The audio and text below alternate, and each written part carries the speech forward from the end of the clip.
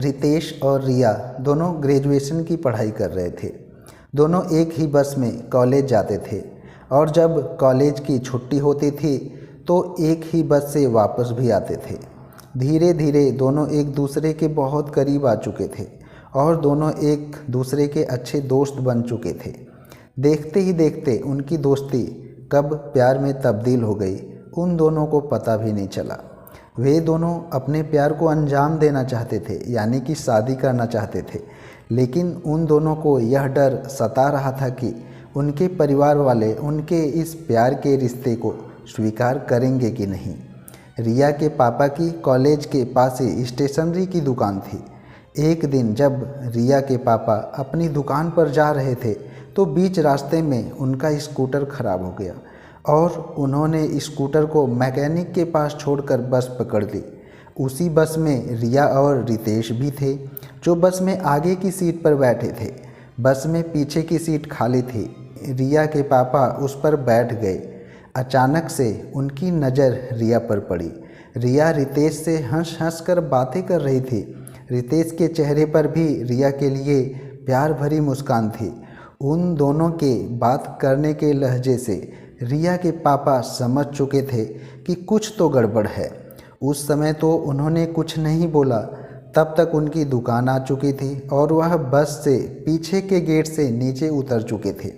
लेकिन जब वह दुकान से घर आए तो उन्होंने रात के 9 बजे अपने कमरे में रिया को बुलाया और पूछा कि बस में वह किस लड़के के साथ थी। रिया डर के मारे रोने लगती है तो उसके पापा प्यार से पूछते हैं कि बेटा, मुझे तुम जल्दी बताओ, फिर मैं तुम्हें समझाता हूँ कि तुम्हारे लिए क्या अच्छा है और क्या बुरा है। अब रिया अपने पापा को अपने और रितेश के रिश्ते के बारे में सब कुछ बता चुकी थी। अगले दिन सुबह रिया के पापा रिया से फ़ोन करवाकर रितेश को अपने घर बुलाते हैं। रितेश डर चुका था, फिर भी वह अपने प्यार को सच साबित करने के लिए रिया के घर आ चुका था। उसने रिया के पापा का पैर छूकर नमस्ते किया।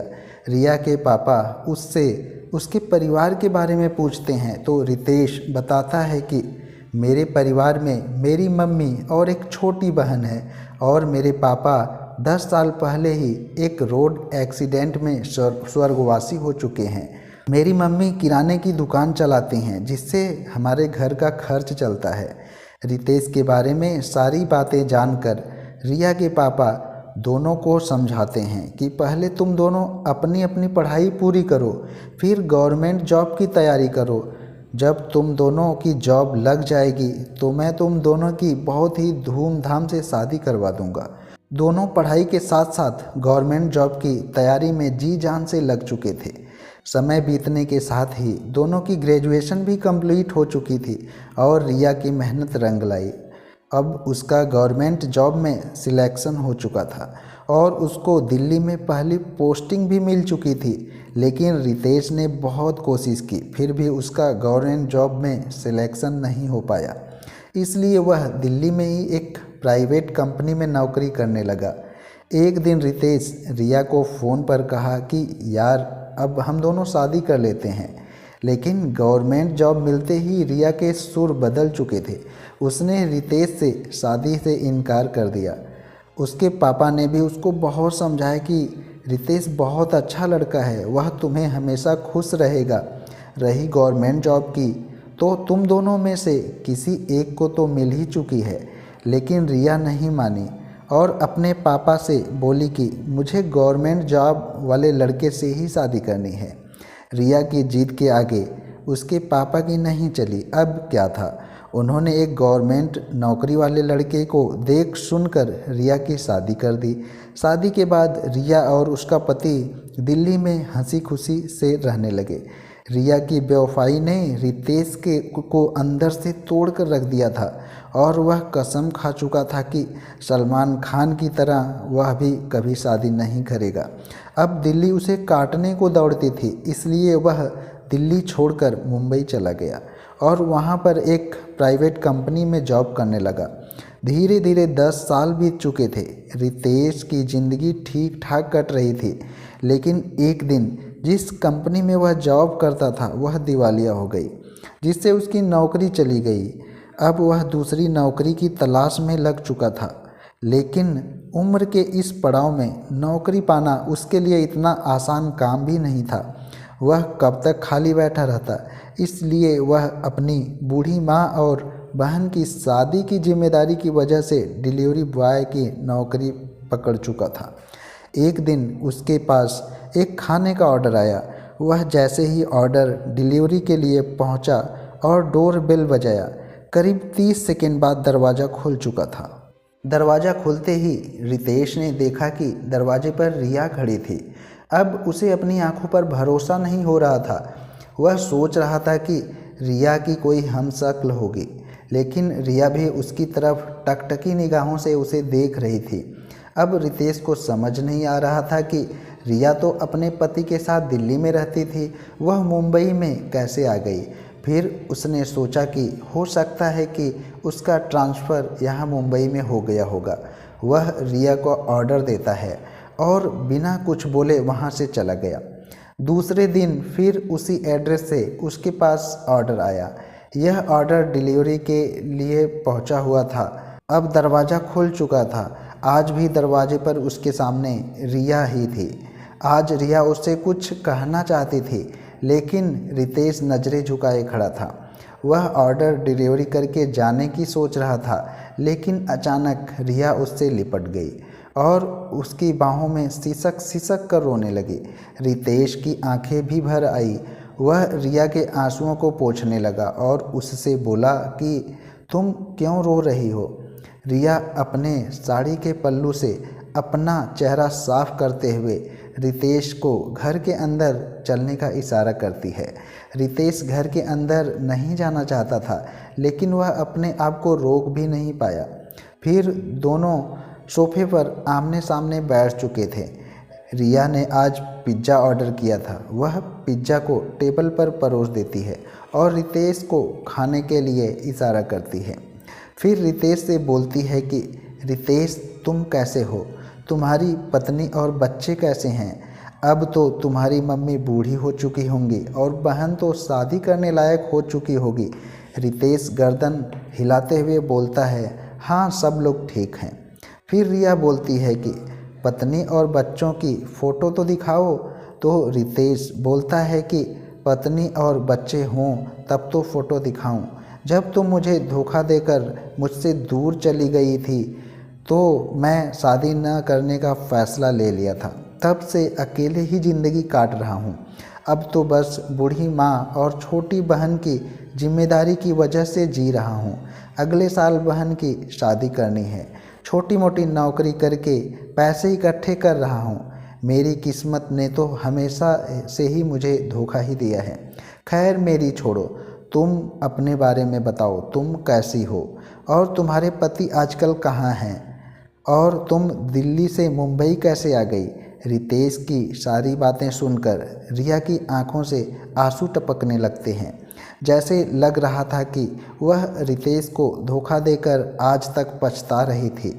फिर अपने आंसुओं को पोंछते हुए बोलती है कि मैं भी तो अकेले ही जिए जा रही हूँ।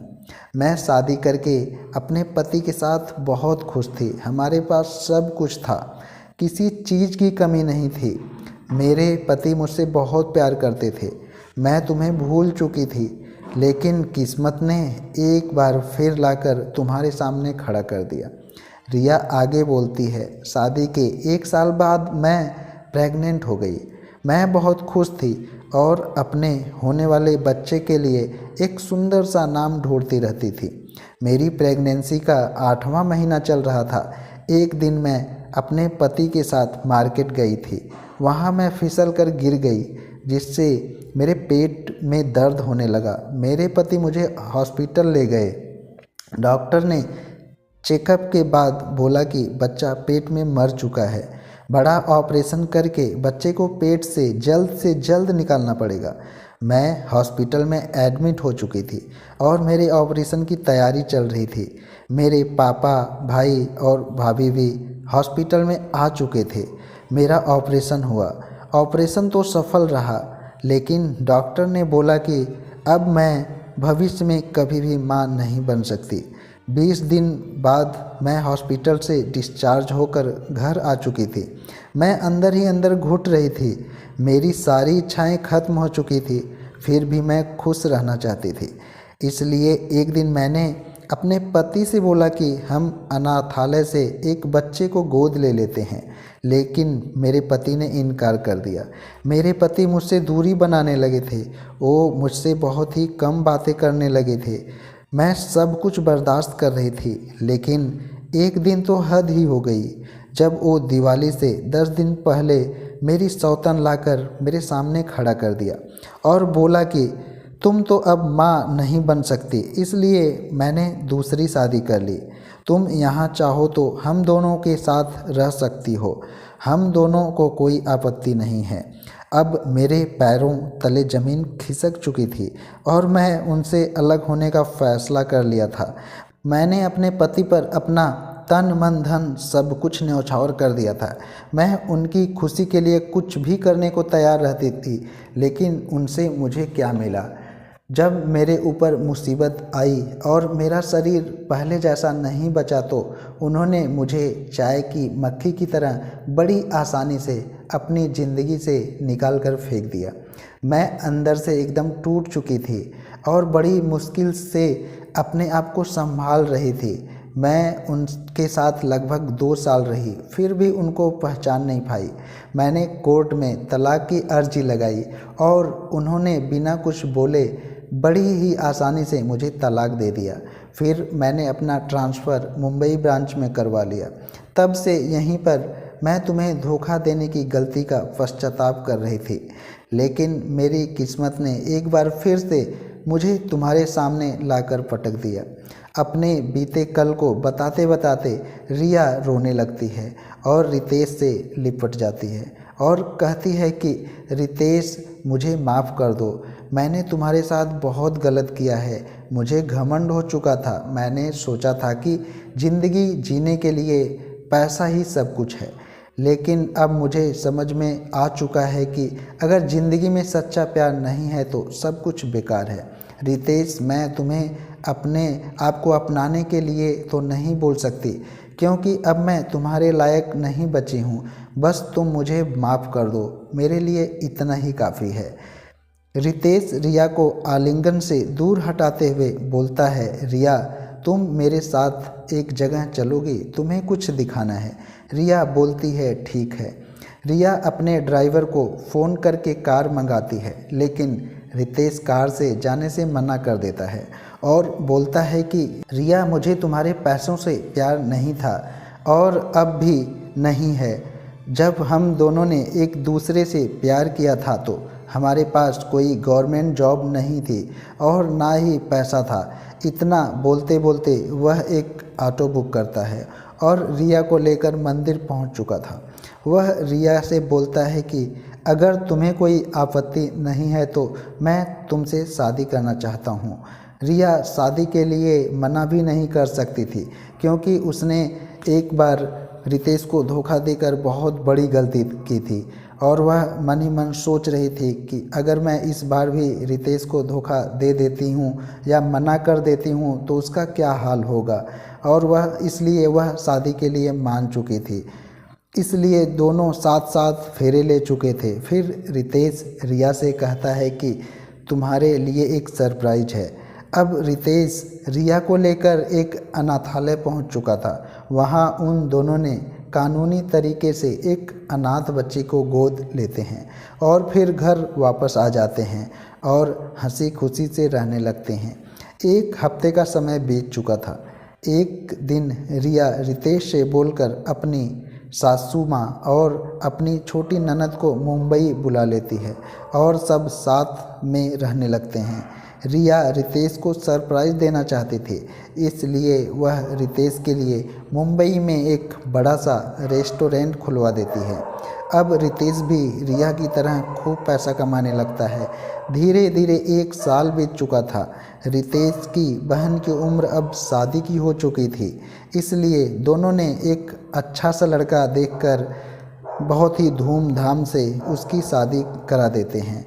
अब रिया अपने काम के साथ साथ अपनी बूढ़ी माँ की सेवा और अपनी प्यारी बच्ची की देखभाल में लग जाती है। दोस्तों, आज की कहानी में बस इतना ही। अगर कहानी आप लोगों को पसंद आई है तो इसको लाइक, शेयर और कमेंट करना ना भूलें। और चैनल को पहली बार देख रहे हैं तो चैनल को सब्सक्राइब भी कर लेना, क्योंकि मैं इसी तरह की बहुत ही इंटरेस्टिंग कहानी को रेगुलरली अपलोड करते रहता हूँ, जो मैं खुद लिखता हूँ, कहीं से कॉपी पेस्ट वगैरह नहीं करता हूँ।